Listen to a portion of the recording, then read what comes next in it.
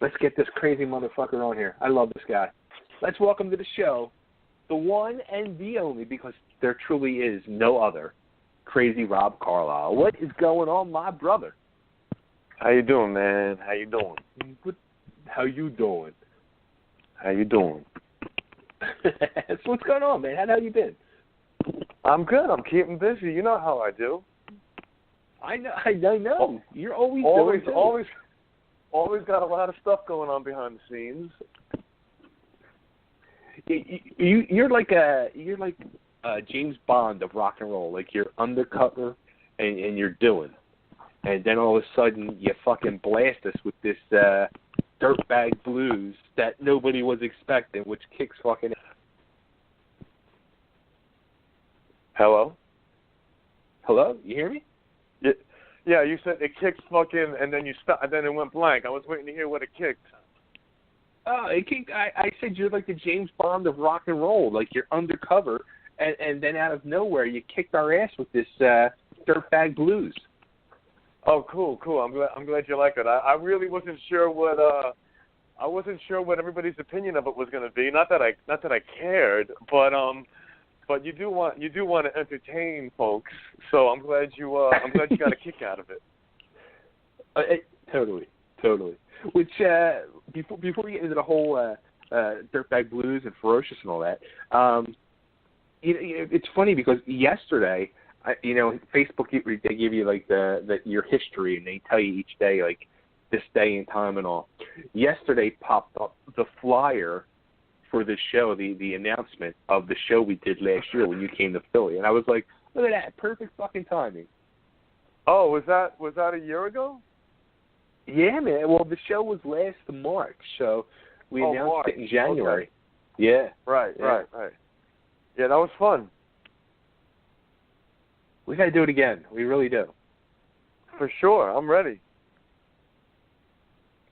Now, how about, like, last week on the show, we had Steve Conti on. I was thinking to myself, did you ever talk to Steve? Like, have you ever played with Steve or thought about working with Steve or getting him on board? Or I have reached out to Steve. It's been a long time. There was periods when I was in a pinch and I needed a player, and at least once or twice, and just for whatever, scheduling reasons and stuff, he either wasn't in the country or whatever it was, so it didn't really work out. But yeah, I love Steve. Yeah, he seems like a good dude. That would be 3 New York Dolls that I would have worked with if that ever happens. Right, exactly. You can, like, add to the collection. Actually, Earl Slick has been in the Dolls too, which I don't know if anybody knows, but in one of the latter incarnations, I know they had him up there on stage. So technically, he has done time as a New York Doll. So that would make Conti number 4. Yeah, he took Conti's place, right? Another head from my wall.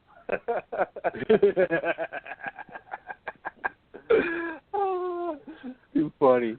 Now, did you delete your Twitter? Yeah. I mean, I wasn't really using it that much, and yeah, I mean, how many online profiles can one man maintain? You know what I'm saying? I know. Like, I was going to tweet something to you when I was playing the song last week, and I'm like, where the fuck's it at? And I'm looking, then I'm like on the website, and I'm like, oh fuck, like he deleted it. Yeah, I mean, honestly, I'm not a big fan of social media at all, but it's a necessary evil. If you don't do it, the next guy will. And so I don't know. I say what I have to say on Facebook, and I honestly, I'm not a fan of the whole thing again. But if we'll get to this later, but if and when the band was to become more active, I would certainly consider firing something like that up. Either the band's own Twitter feed, which that was, or maybe my own personal one, where I could probably spout off. I don't want to spout off on the bands as representing the band, because you have other guys playing with you, and you don't want to. You don't want to you don't know whether they, you don't want to make them uncomfortable. But if it was my own page, I'm more inclined to say what the fuck I want. So I might just do that. I mean, God knows everybody else is a fucking loudmouth, so why can't I be? You know, as a matter of fact, let's check and see. Is there a Crazy Rob? Is Crazy Rob available on Twitter? Look at that. I think it is. It better be. Look at that. Somebody's got. They got Crazy Rob _. Yeah, wow. But there's no Crazy Rob. There's no Crazy Rob Carlyle, I'm sure. No. So you're good. So you know, you should put that in place, just to start firing off and like shaking trees. I should. But you know, I think of Lemmy's quote, which I think was something like this: "I don't Twitter, man." He said something like that in an interview one time, and I'm like, I could totally relate. I mean, whatever. But you know, by the end of it, you know, Motorhead has their own Twitter page, I'm sure. So at my Motorhead. What's that? Yeah, exactly. Yep.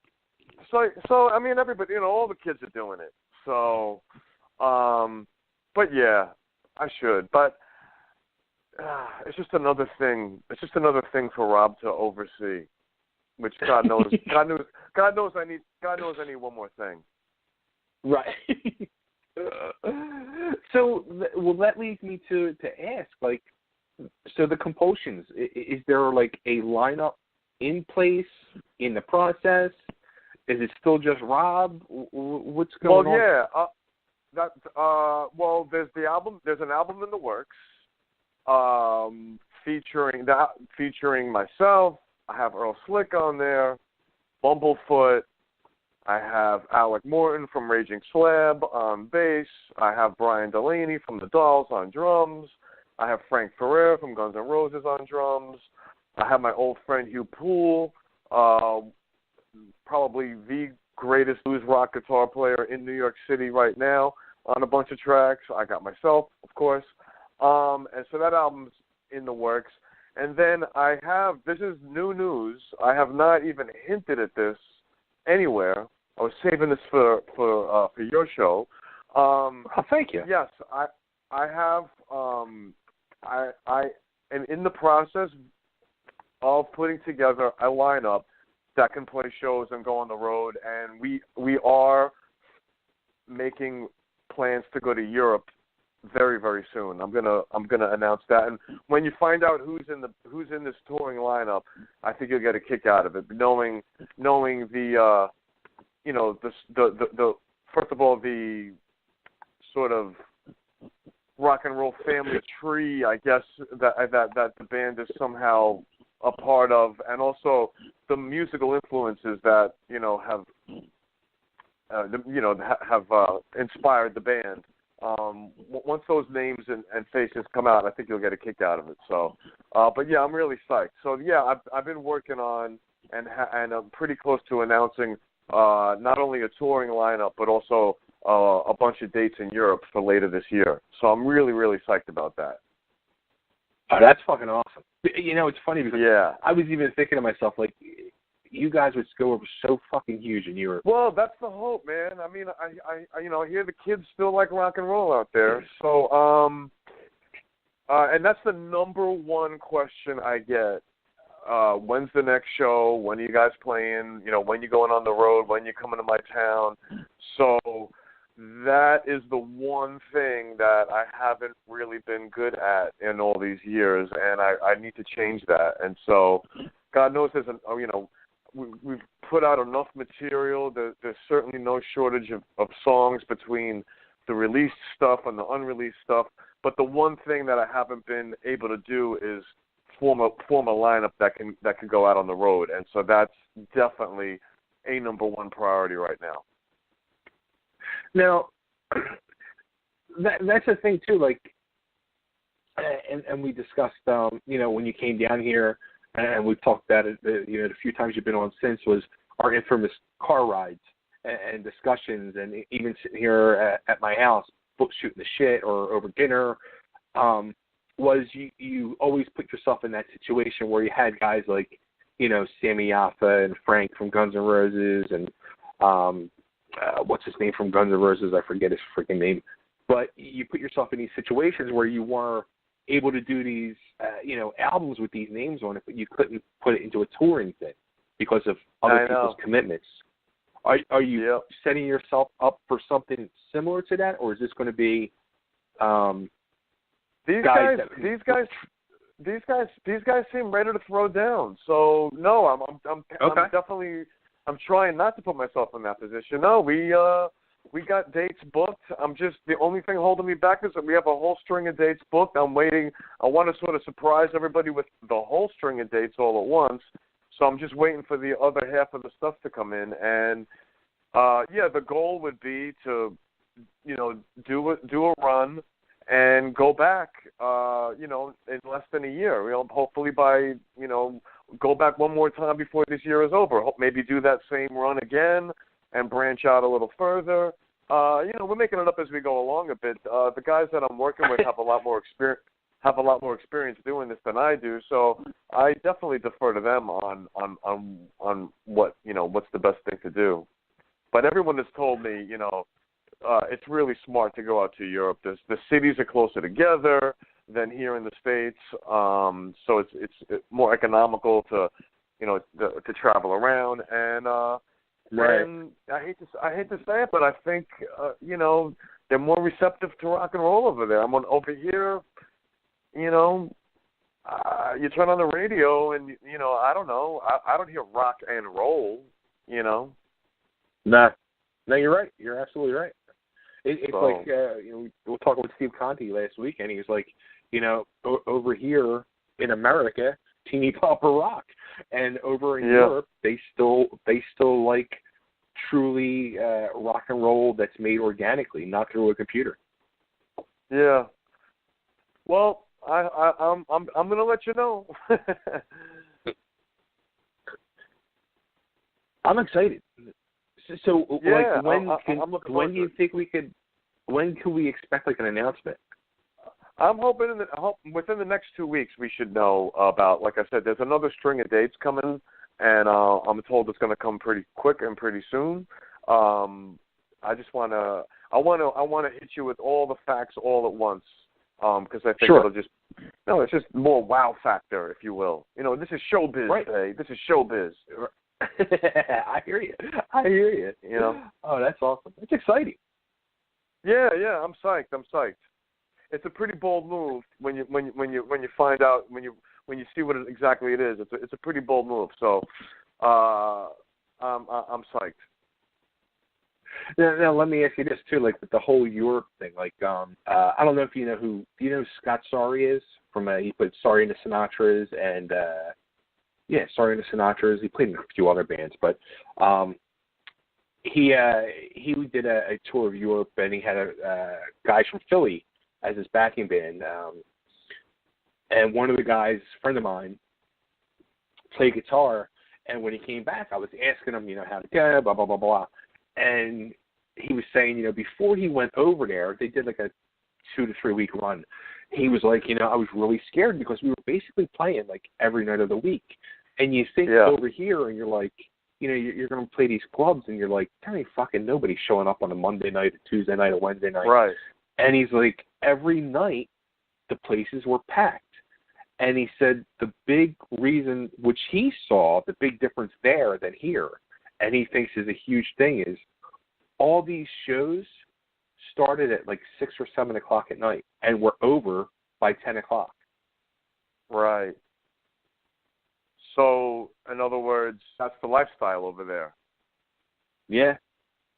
Yeah, I mean, I don't leave the house till 11 o'clock at night or later. Yes.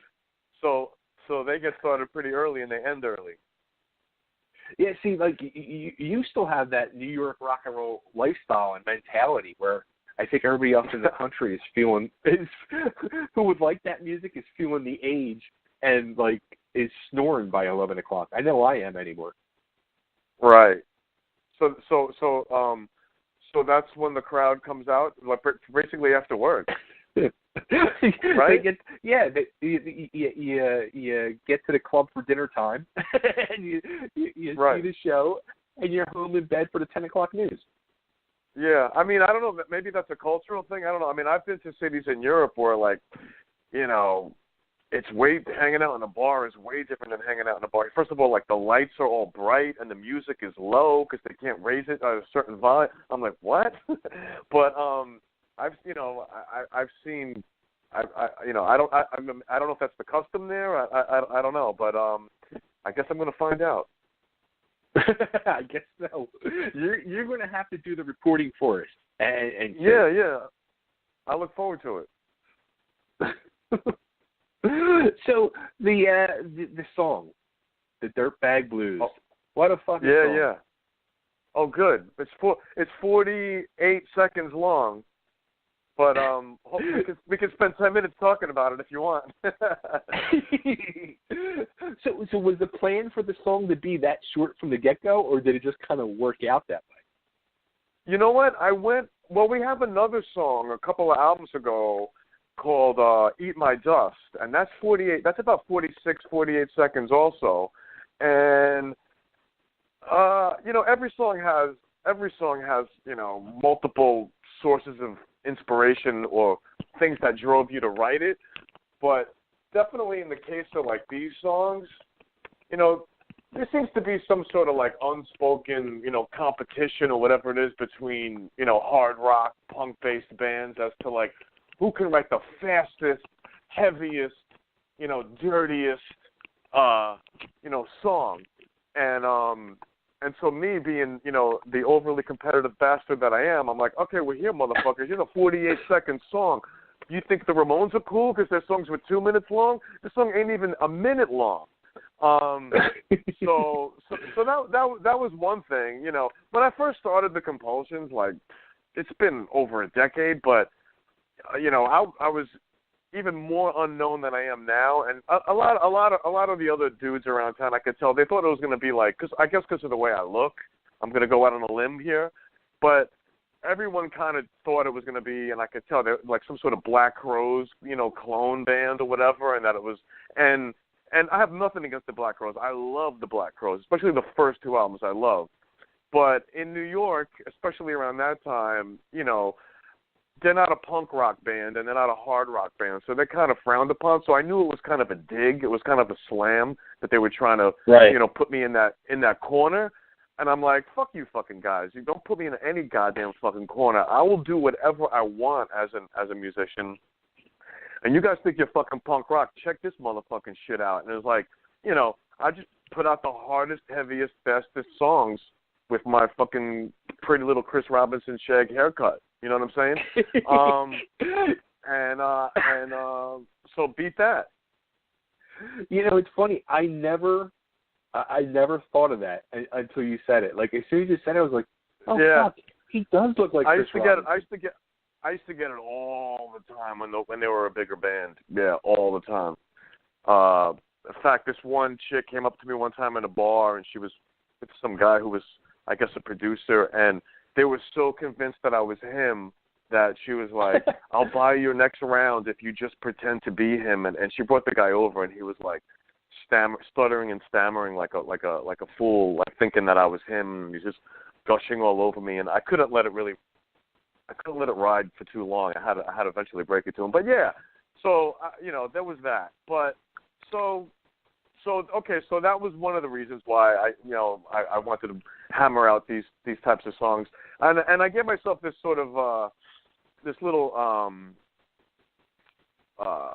it's kind of an unofficial assignment when I was writing, just to write what's the fastest, most economical songs possible, and squeeze a real. I mean, that song is dumb, okay? I mean, it's a really dumb song, but it is clever though. There's something stupidly clever about it, and there is like a little story in there. Like that's a character. Like I just basically describe like a whole character, and you can totally, picture that guy, maybe relate to that guy. You know what I'm saying? And even though it's a dumb 48-second song, there's a little more to it than meets the eye, I think. And I think that's why people like it, Yeah. It's funny. It's funny because this morning I'm driving my daughter to work, And she was like, oh, who's on your show tonight? I'm like, remember the dude Rob that came and played the show for us last year and spent the night over? She's like, oh, yeah. I said, yeah. I said, he's getting ready to put out a new album. I said, he's got a new song out. It's called the Dirtbag Blues. And she started laughing. And she's like, what the hell is that about? I'm like, sex, drugs, and Motorhead. I'm like, 48 seconds, and that sums it up. Exactly. You didn't play it for her, did you? If I was able to in the car, I would have played it for her, absolutely. Oh, really? How old is she? She's 20.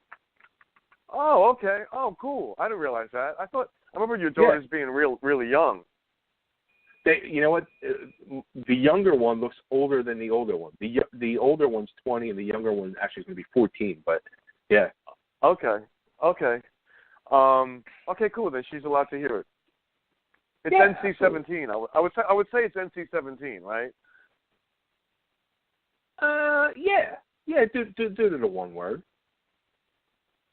Exactly. You know what? I got time. I got 48 seconds. Let's play it for everybody. Play it now? Yeah, let's play it. You want to play it now? Or you want to play it later? I would enjoy that. All right, let's play it now. Let's enjoy it. We've talked about it for 5 minutes. Well, that was really stupid. How fucking good is that? Oh shit! Oh, that's so fucking awesome. So I was pleasantly surprised that people dug it, because I did what I thought was right the whole time, but you never know. You never know, and when you're putting it together, you never know what the reaction is going to be. So when people get a kick out of it, it is a satisfying feeling. So anyway, you nervous putting that out? Well, I mean, a little bit, I think I'm a little nervous before I put out anything, and that's kind of how I know if it's good or not. It's like you have to take a bit of a chance. You know what I mean? Like, if you're not taking a chance, if you're playing it completely safe, then you're dead in the water. You know what I mean? So I'm used to that feeling of being just a little bit nervous. Especially nowadays. I mean, everybody's really hypersensitive, and oftentimes, most of the time, for really good reason. I mean, the world is really messed up right now, and so, a sense of humor doesn't really. I notice sense of humor doesn't really play so well in social media and online that much. To be honest with you, people like really hard. People like really hard days, and that's what really works. But what's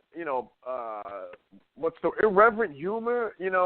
Some people don't dig that online. So it was a bit of a chance. I wasn't going to hold back. I mean, that song had been in the works for a while. I'm not going to suddenly stop doing what I'm doing. It doesn't hurt anybody, so go for it. So now, what made you more nervous about the song? The length of the song, or saying blowjob in it? Yeah, just the real. I mean, first of all, everything about it. The title of the song, "Dirtbag Blues," is so cliche. You know what I mean? Like, right. But when you press play on it, it's not what you expected at all. It's not even. To call it a blues song in the traditional sense, it's totally not. Yet, it is a blues song, because a blues song is. A blues song, and any rock and roll song for that matter, is like the main character of the song is like he or she or whoever it is, they want something. Like, you want something, Right. Right. And in this case, it's cocaine, blowjobs, and listening to some Motorhead, and then it ends up with him, in rehab, and then even that he can't do right. So even the title alone, and like spoofing. Anytime you spoof something, that's a bit of a risk too, because you want people to know that know that you're in on the joke too. You know what I mean? You want them not laughing at you. You want them laughing with you, and. So that's. I mean, the whole thing was a risk. You know what I mean? Like, putting myself in a Bob Dylan. It's in the video. Putting myself in this sort of the greatest rock and roll songwriter of all time, to just tinker with that video as closely as I did on filmed on an iPhone, by the way. the whole thing is it's just such a ridiculously bad idea on paper, but I kind of know by now that, that the level of risk that you can take and get away with, and I think I pulled it off. As long as you liked it, think so too. As long as you liked it, I'm good. Well, you know what? Here's something. This is a fucked up thing to say, but here's something I've really truly learned over the years, and I hate to break this to you, but stuff that I like, other people don't. Well, and people should be ashamed of themselves. Yeah, well, I don't know what to say. I know what you mean. I do. When I first heard about what karaoke, when I first heard what it wasn't even a phenomenon yet. When I heard what it was, I was like, that's the stupidest thing. Nobody's going to want to do that. So, I mean, I'm not the best judge either. But you just got to do what you think is right. You just got to do what you think is right. Right. So well, I think that's far, all it's cool. And so far, everything about it is, and everything. God bless everything I've done for the most part has gotten. People have dug. But like you say, is it for connoisseurs only, or would mainstream media be into it? That's what I don't know, and that's what I'd like to find out, just out of curiosity. Well, here's something too. Like anymore, it seems like, and I had this discussion with one of the PR people I work with last week, and we were talking about I don't know if you saw, I don't know if you're even a big Kiss fan, but in the Kiss cruise this last go around, Bruce Kulick and his brother Bob did a set with a couple of the guys from Slash's band, Todd Kearns and Brett Fitz, and it was all like stuff that Bruce played on and stuff that Bob had played on recording with them guys. Amazing fucking set, and they want to take it out on the road, which I've been watching this fucking set of music for the last 2 months on YouTube, but it's like, would it draw? Would people be interested? And then you think to yourself, all right, well, like New York, yes. L.A., yes. Vegas, yes. What about the rest of the country? You don't know. Where are they taking the tour? Right now, nowhere, because they don't think it would draw. Oh, I can't. I'm concerned about my own thing. I can't speak to their thing, but yeah, you gotta take all that into consideration. So, I mean, like we said, there's always Europe and Japan and South America. God bless them. They still love rock and roll. Exactly. That's the part that sucks. You have to go across the other side of the world to share your art. Yeah, it's nice over there, so it's not that bad. See, I've never been there. And I probably never would go because, as I've said many times, I'm a pussy and would not want to leave the country. You're a what? I'm a pussy when it comes to that. It scares the shit out of me. Leaving the country? Oh, come on. Yeah, absolutely. All right. You got to see the world, man. I think flying over the ocean would be the first part of fear, and then like being in another country. Yeah, I'd be totally freaked out. No, I mean, yeah, I'm not a big fan of flying. Like, I'm with you on that. But as far as no, you'll be fine. That's what everybody says. I don't know. I think you'll be fine. I've never had a problem. So knock on wood. That's awesome. So now the album, Ferocious, like, when can we expect this? Right. So anyways, getting back to that, so that song is obviously 48 seconds long, so it's the first one done. So I was like, well, now that it's done, maybe, just to keep the ball rolling, let me do a quick music video for it. And I came up with that idea, put it out there just for the fun of it, and to just keep interest and just let people know that I'm still here with the band and still, making an album. Right. When's the album? Well, now that I'm going to shift my focus on this new lineup and going over there. So that's going to be the number one priority right now. But once we come back, the album is, that's just an ongoing thing. I'm having a blast making it. I have to be honest, I'm under no obligation, and I'm not in a rush to put it out. I'll put it out, when it's done. God knows guys way more famous than me have milked the makings of their albums for way longer than I'm about to. So I'll just keep milking it, baby. I don't give a shit. I'll make another teaser video, and we'll be on the air in a couple of months. Yeah, I mean, in this day and age, and you even said you have tons of material already out there. And in this day and age, I mean, we're kind of like in a day and age of like you can just release a single like you did, and you're good for 6 months or more. I know. So it's a whole new ball game, and maybe in 6 months it'll be another new ball game. But yeah, I'm in no rush to put it out. It's coming out awesome. I think you're gonna see. I'm going to get articles about the making of the album, and I'm going to have, I have writers that want to talk about, listening to the rough mixes. I'm going to milk this for a while, my friend. I'm not in any kind of rush to put it out. I'm not in any rush to put it out. It's like a whole master plan that you have plotted. It's a whole master plan that I'm making up as I go along. Yeah. Well, I want to be included in this, in these listening to these rough mixes and all this shit. How do I get involved? And I don't want to go to Europe to hear it. Why not? I know you won't go to Europe, but when you coming to New York? That's just as scary as going to Europe. Get out of here. It's funny. I was thinking earlier. Big reason I used to go to New York for. And this is, you might expect this from me, but was to go buy cupcakes. I wasn't going to go there, but okay. That's what motivated me to go to New York, and I used to go up every few months to go to Crumb's Cupcakes and buy cupcakes. Oh, my God. Okay. Do they still exist? No, they went out of business, so that's why I haven't been back to New York in a couple of years. Well, anytime you want to come and hear the next great rock and roll record, you come on over. See, that's what I need to do one day. I need to just go up, go and hang out with Rob. I don't know if I'd be able to, I'm an old man now, Rob. I don't know if I'd be able to fucking withstand hanging out. You can do it. Rob's got faith. Yeah, you could do it. I'll show you around the neighborhood a little. I'll show you around the neighborhood a little bit. You'll love it.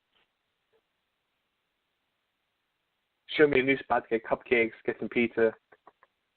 I could show you where to get pizza. I don't know about cupcakes. I could take you. I think we go to Venero's Bakery. I'll get you a cannoli. There you go.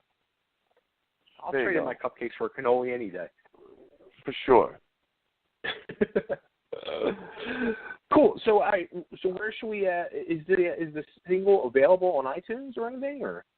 No, just people should just play it ad nauseum on YouTube and Instagram. Just play it over and over and over again. There you go. I'm sure the kids. And how about I'm sure the kids today know how to rip it right off the YouTube link. So have fun doing that. I even know how to do that. But go rip away, and then complain that there's no rock and roll. Go ahead, do that. Oh, that's funny. Now, how about you still got your, what is it, the Spotify channel? What do you got? One of them fucking. The band's on Spotify. There's the band's on Pandora, obviously iTunes, and I'm assuming a whole bunch of other music stores. So yeah, everything's up as much as possible from what I know. Cool. Very cool. So now are you going to fill me in 2 weeks, or I got to wait 2 weeks to find out who's in this band when this announcement happens? Are you going to call back in and give us the breaking news? How do you want to work it? How about you tell me when you're ready to make... I was going to hit everybody with a tour poster. Boom. I think you should call in and break the news and then send the tour poster. You can send the tour poster out while you're on the air with us. Okay, cool. We'll do that. I'll press I'll press the post. I'll press the post now button on the air with you. There you go. And then we can discuss. I want to know who's in this fucking band. I want to hear this. Yeah, it's good. It's good stuff. It's very good stuff. Very cool. All right, well, you keep me updated. You tell me when you're ready to make the announcement, and we'll make it happen. Awesome. I will definitely do that. Cool. Rob, come on over to New York, man. Come on over to New York. We'll do cannolis and we'll listen to the next Compulsions album, Rough Mixes. It's got to be early because I got to get back home in time for bed. All right, no problem. Whatever it takes. See, maybe I should do the train thing like you did, so I don't have to deal with all that crazy fucking traffic. The train was awesome. I had a great time. It was over before you know it. Does it get close to your house, or do I got to take like the New York subway and all? I'll come up to Grand Central and escort your ass down here. Don't worry about it. Grand Central. Yeah, that's fucking scary. Are you serious? Are you for real, dude? That's stuff that I've only seen in movies. I'm not a train person. What are you talking about? I just drive everywhere. You know what I mean? Like I drive to where I got to go. I drive to get cupcakes. All right. I don't know. We'll figure it out. Is there a place to park around there that's not going to charge me $50 for an hour? I don't have a car, so I don't have any idea what people do with cars around here. We'll figure it out. We'll figure it out. Yeah. We'll helicopter you in. We'll helicopter you in, and we'll drop you up on the roof. There you go. Baby Dumbo drop. Here I come. There you go. There you go. Cool. All right, well, keep me updated. Let me know when you're ready to make this announcement. Will do, man. Thanks for having me. Always, Rob. Always, man. Thanks for everything, brother. All right. We'll talk real soon, man. You got it. Take care. All right. Bye-bye. Bye. All right, there he goes. Crazy Rob Carlyle and the Compulsions. Check him out. Go rip DIrtbag Blues off YouTube, he said. It's on there. Check it out. Oh, that fucking guy. He killed me. You there, Nick? Yeah, I'm here, man. Now, would you be scared to do that? I mean, think about that. Like, have you ever been to Grand Central Station? I have. You have? Okay. I have. Me and Kate, I used to go to the community college in Philadelphia, and they have a lot of cool trips for students that are real cheap. And me and Kate went to see the Rockette, and at I want to say was it the Hammerstein Ballroom? Maybe it was one of those okay. Radio City Music Hall, something like that. But we went, and then we had lunch at a nice restaurant there, and we went to the park, and we went to pretty much all the spots that you would go to there. And we didn't take the train because we took a bus, a chartered bus there. But we just even being there on your own and just seeing the amount of people coming and going, it's intimidating. I know what you mean. Yeah, see, that's why I don't. Yeah. Not to mention, every terrorist movie in the world takes place there, at least partially. That's what I mean. It's in every fucking movie, Grand Central Station. It was just, I was just watching last week a classic, which actually he stole the Compulsions' new, font logo from the Warriors. And the whole time they're just trying to get to Grand Central Station. Yep. Oh, man. He's fucking too funny, ain't he? It was fucking hilarious, dude. Oh, man. Crazy fucking shit. So, all right, so we talked all types of shit, man. We talked recycling. We talked